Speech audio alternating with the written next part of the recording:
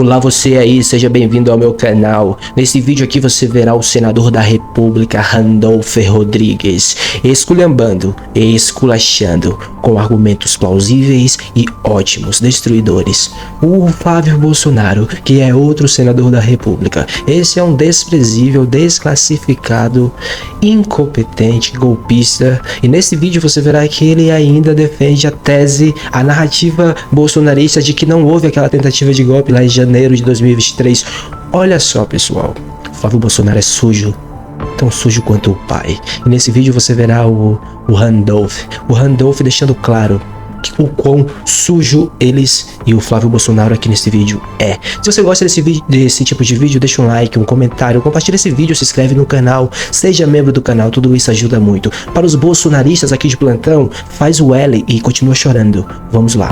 Ei, confira a loja do canal, nela há produtos exclusivos e especiais para você que fez o L. Olha na descrição. Se a mesma pena que pode vir a ser aplicado para quem articulou, para quem planejou, para quem financiou uma tentativa de golpe de Estado, tem que ser a mesma pena a ser aplicado àquele que participou como, vou utilizar esse termo, massa de manobra de algum dos atos, eu acho que isso é um debate razoável. O que ocorreu pela aplicação do STF é que houve o princípio da acumulatividade. Um dos debates que existe no Senado é se a acumulatividade se aplica ou não. Isso difere do debate de anistia. E sabe por que difere do debate de anistia? Porque, Júlia, nós tivemos, ao longo de nossa história, 9 golpes de Estado no Brasil. Isso se concretiza, ascende ao poder político. Quem tenta, mesmo aqueles que tentaram e o golpe não se concretizou, logo em seguida foram anistiados e participaram depois de passagens muito tristes da nossa história. Por isso que o debate de anistia, para nós, não é aceitável. Ao ser perguntado sobre a atuação de Bolsonaro no golpe, Flávio afirmou que não houve tentativa de golpe, dizendo não haver materiais que comprovem e chamando a minuta do golpe de rascunho. Porque no primeiro depoimento dele fala a verdade, dizendo que aquilo não chegou a conhecimento de ninguém e nem do presidente Bolsonaro, está desfeita a falsa narrativa da Procuradoria da República. Mentiroso. Então, assim, ele não foi ouvido para não desqualificar ainda mais uma denúncia vazia. Júlia, não tem um elemento probatório. Olha quantas quebras de sigilo telefônico aconteceram, quantas conversas de WhatsApp, quantos depoimentos aconteceram e não tem um elemento que comprove a vinculação do Bolsonaro com qualquer tentativa de golpe. Só colocando aqui os argumentos para a gente debater, né, senador? Porque entre o senhor diz que não tem nenhum elemento, entre os elementos que são apontados tem a existência impressa desse plano. Mas um rascunho apócrifo não tem valor legal. Ele imprimiu, ele escreveu, não tem valor legal. O apócrifo, o rascunho estava no pé. O Randolph é testemunha de que o Bolsonaro não tentou dar golpe de Estado. Você quer saber como? Esse rascunho de suposta minuta de estado de sítio. Randolph então se viu na obrigação de explicar para Flávio Bolsonaro o porquê de seu pai não buscar recursos constitucionais para aplicar um golpe, prática inconstitucional. Você acabou de falar. Olha isso.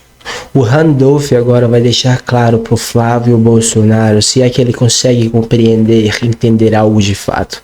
Vamos ver se ele consegue, pessoal, olhar e escutar. Mas assim, ele ainda consegue criar essa narrativa de que essa tentativa de golpe não foi nada, como se ela não tivesse existido ou foi coisa pequena. Flávio Bolsonaro, seu golpista, sem anistia para vocês, saiba disso, sem anistia e seu pai é inelegível e logo logo será preso. Xandão tá chegando, hein? Xandão tá chegando, hein?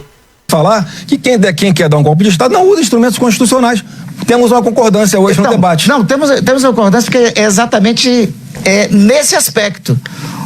O golpe de Estado nunca tem um instrumento constitucional que é utilizado. Não precisava chamar o Conselho da República, nem precisava, porque o processo do golpe não é através de chamar um instrumento institucional. O processo do golpe que está revelado, que está no material, e é só uma divergência contigo, tem um vasto material probatório. Tem diálogos de WhatsApp, tem conversa, tem diálogos gravados. Dizendo, inclusive, as pessoas revoltadas com o Bolsonaro porque não ia fazer nada.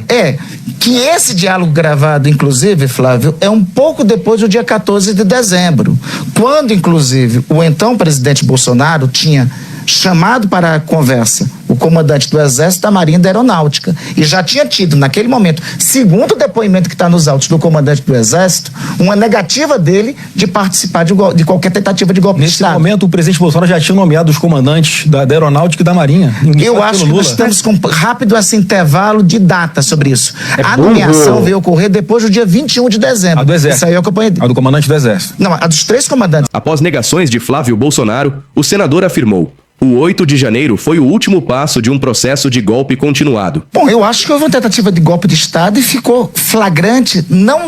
O golpe de Estado não foi dia 8 de janeiro, Júlia. O golpe de Estado ele foi um processo continuado. Veja, o presidente Lula é eleito no dia 30 de outubro de 2022. No dia seguinte, começou a ter, no mesmo dia da eleição, a gente não pode esquecer que no mesmo dia da eleição teve a mobilização da Polícia Rodoviária Federal para impedir que os eleitores de Lula fossem votar no Nordeste. Então, o golpe de Estado estava em curso já a partir do próprio dia da eleição.